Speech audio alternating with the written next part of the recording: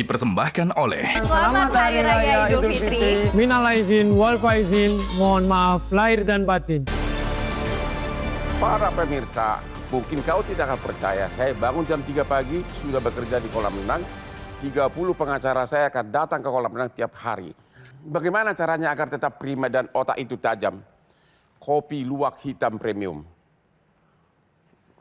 Saya pemegang saham di 84 nightclub. Hampir setiap malam saya mengunjungi. Dan sebelum ke sana pasti minum kopi luwak dulu agar kuat sampai jam 3 pagi. Jadi kalau mau kerja keras, kopi luwak hitam premium. Ibu DPR, apakah Ibu DPR akan pemerintah Indonesia siap menerima protes dari raksasa perusahaan seperti IG, TikTok, Google dan sebagainya, gimana Bu? Ya,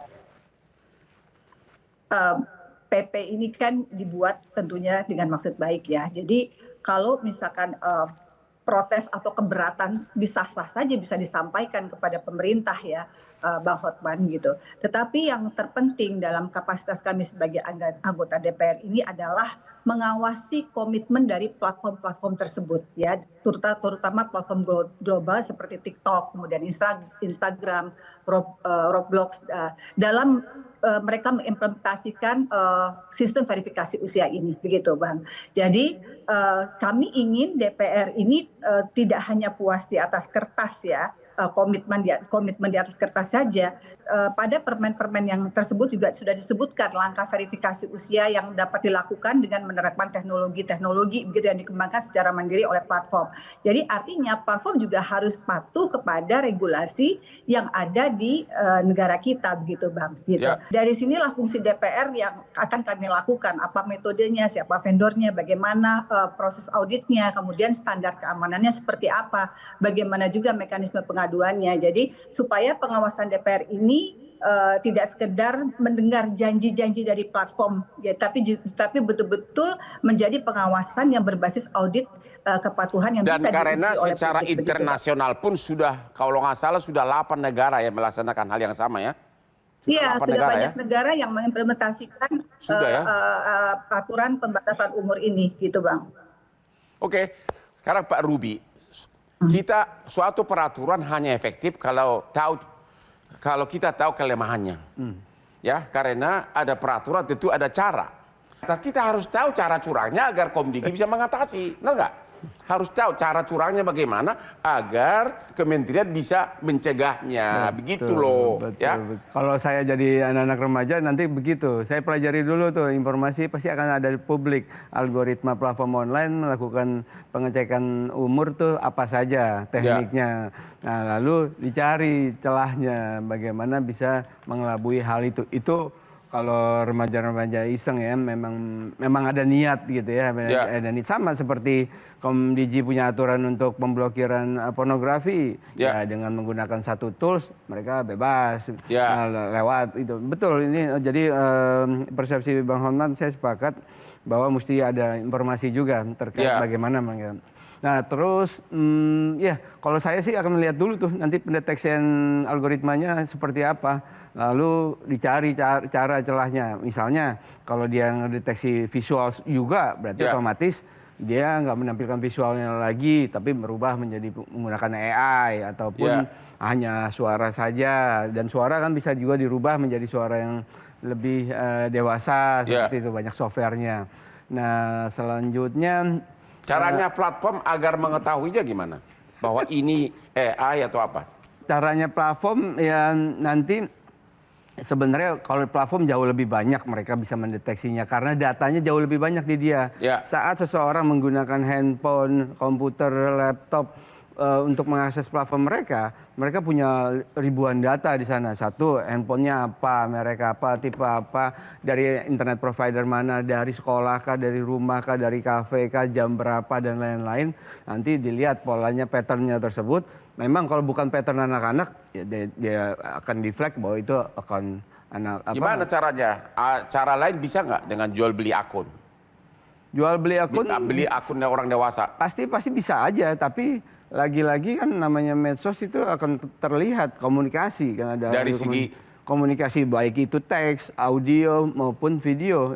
3 itu pasti akan dianalisa sama platform. Berarti platformnya di sini sangat berperan ya. Sangat Tapi berperan. saya juga mengerti TikTok itu kalau sampai 20 juta misalnya pemilik akun ya diblokir, padahal itu dari 20 juta bisa-bisa setengahnya belanja dari TikTok, ya kan? Itu workaround-nya sih menurut saya sih masih ada workaround-nya. TikTok itu kan pasti mereka akan mencari cara bahwa mereka ya yang di TikTok Shop yang di di TikTok targetnya untuk orang dewasa berarti. Nah, nanti untuk yang ke masyarakat ke anak-anak mereka rubah tetap misalnya di e-commerce kah atau bagaimana. Nah, itu pasti ada caranya lah pastinya. Oke, Pak KPAI, biar gimana pun kan orang itu maju agar dia dikasih kesempatan mempelajari semua aspek. Itu yang saya tahu. Karena saya tahu banyak orang-orang nakal di kecil malah sukses. Kalau terlalu diajarin dia lurus-lurus, bagaimana bisa jadi kayak Hotman Paris coba? Baik. Gimana Pak? Bang, kami menganggap bahwa peraturan ini dibuat demi kepentingan terbaik anak. Ya, tadi saya juga sudah mengatakan bahwa peraturan ini tidak membatasi anak untuk melakukan komunikasi secara digital, Ya. untuk berekspresi, untuk menggali informasi dan pengetahuan secara digital.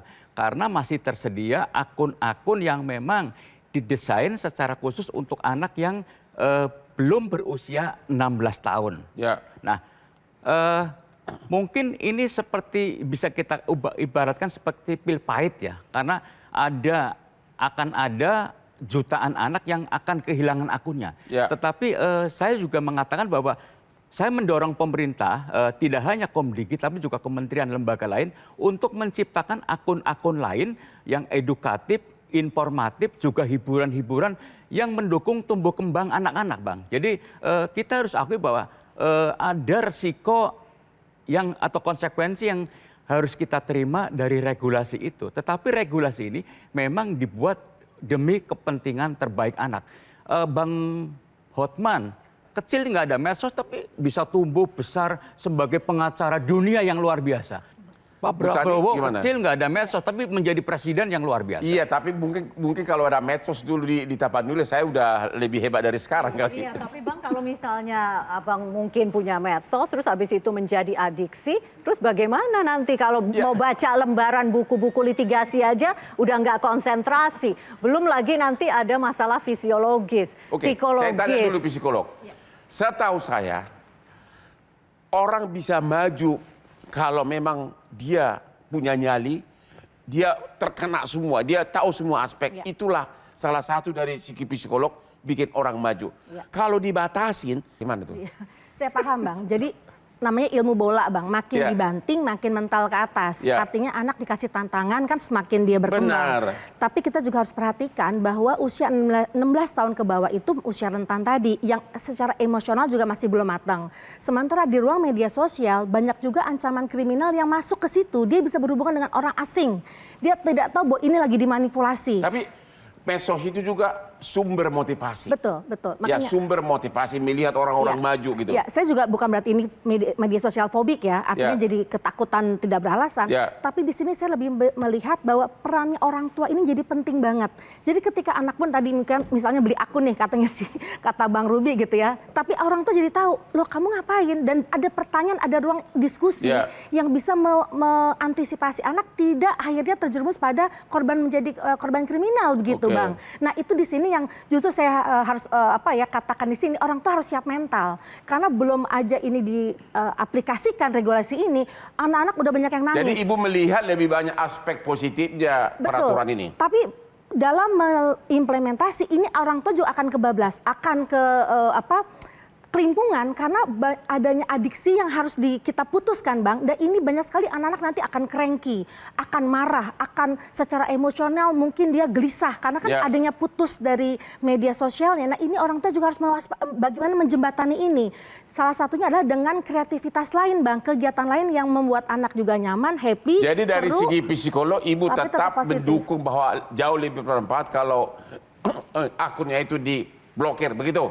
diblokir tapi juga dengan diganti kegiatan lain yang lebih kreatif dan orang tua menjaga anak tadi Bang. Jadi jangan sampai nih orang tua begitu saja karena regulasi ini diimplementasikan orang tua jadi cuek juga gitu. Tapi ini bekerja sama dengan anak untuk tetap anak berkreasi gitu Bang.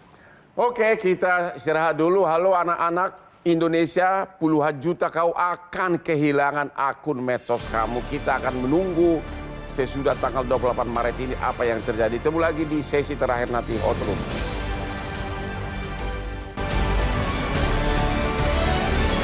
Jelajahi cara baru mendapatkan informasi. Download Metro TV Extend sekarang.